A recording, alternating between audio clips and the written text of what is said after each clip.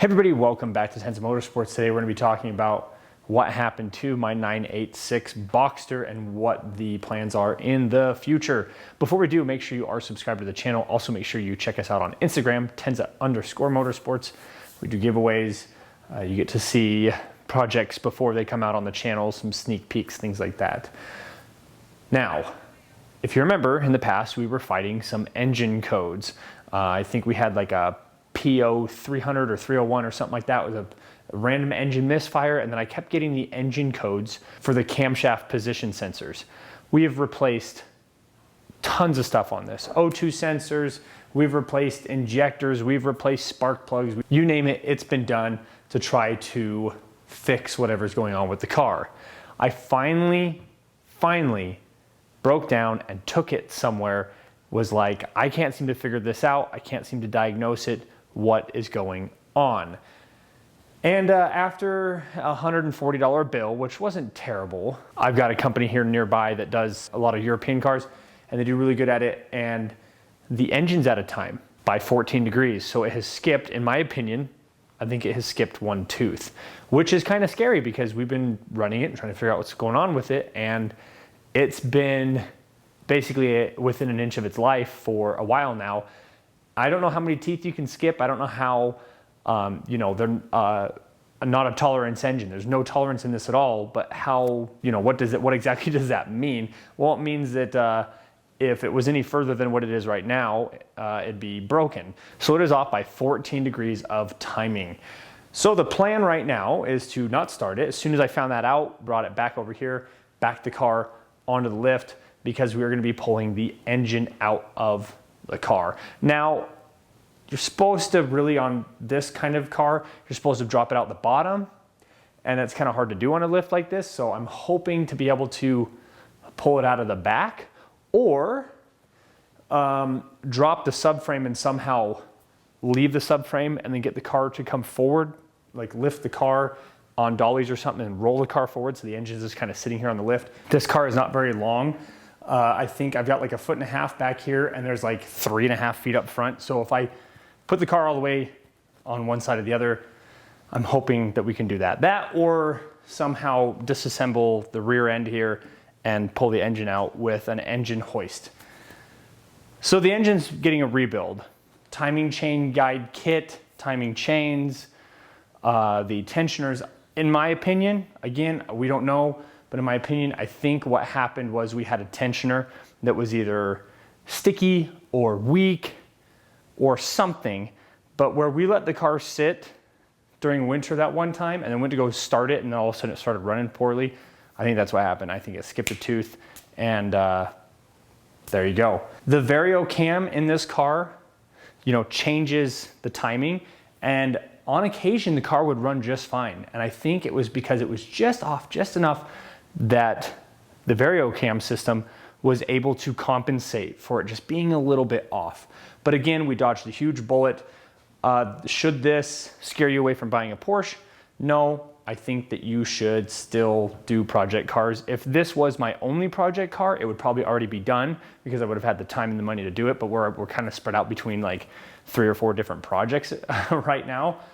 That's why this hasn't been getting worked on, but this will be getting some love this winter. So yeah, unfortunately that's what it was. Had to finally take it to a shop. I hate taking things to shops because I have so many experiences where I'll take something to a shop and be like, I'm having this issue.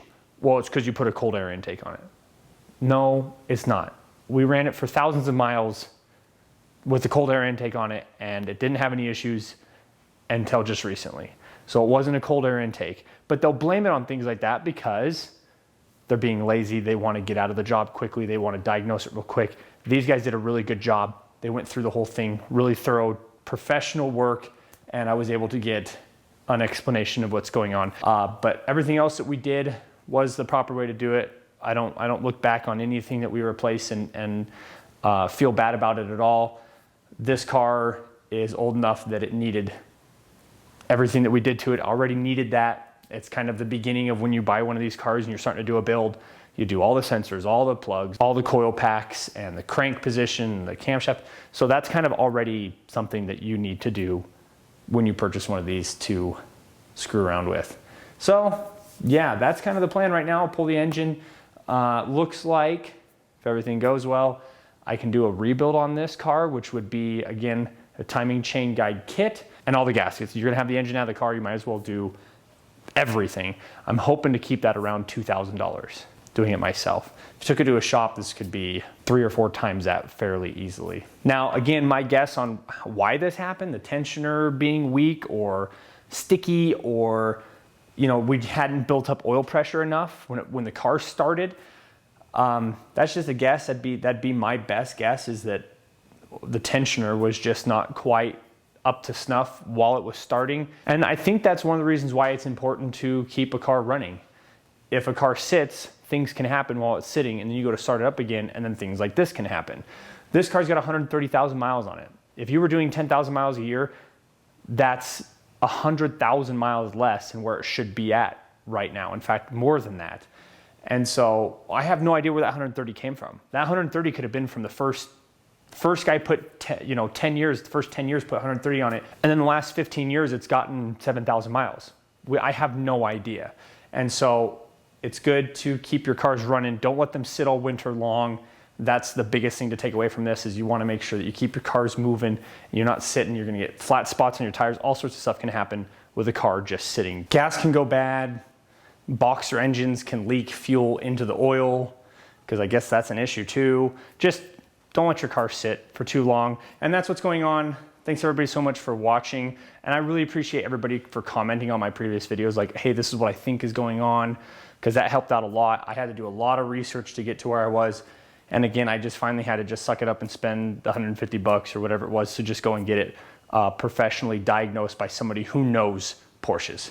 I don't know Porsches. This is a learning experience for me, and hopefully it's a learning experience for all of you. Thanks so much for watching. If you want to buy a 986, don't be scared of these, but just know in the back of your head, you're going to have to take time and money to do this.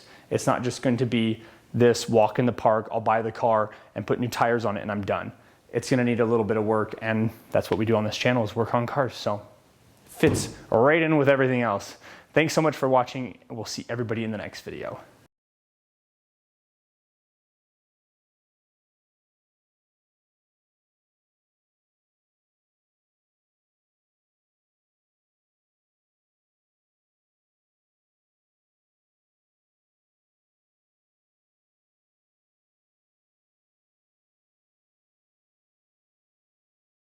Bam!